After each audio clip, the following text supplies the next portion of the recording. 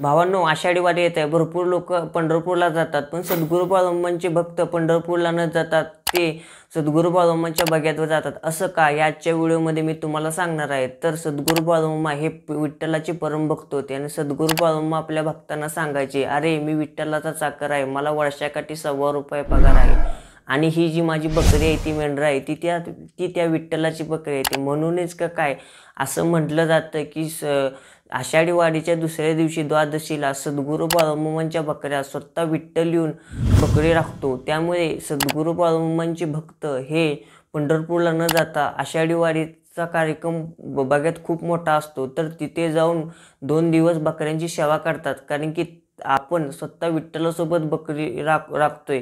ह्याच्यामुळे सद्गुरू बाळूमामांचे भक्त पंढरपूरला न जातात बघ्यात जातात. तर ही आजची इन्फॉर्मेशन कशी वाटली, ही तुम्हाला आधी गोष्ट माहिती होती का? हे कमेंट बॉक्समध्ये नक्की सांगा आणि कमेंट बॉक्समध्ये रामकृष्ण हरी जय बाळूमामा लिहायला विसरू नका. रामकृष्ण हरी.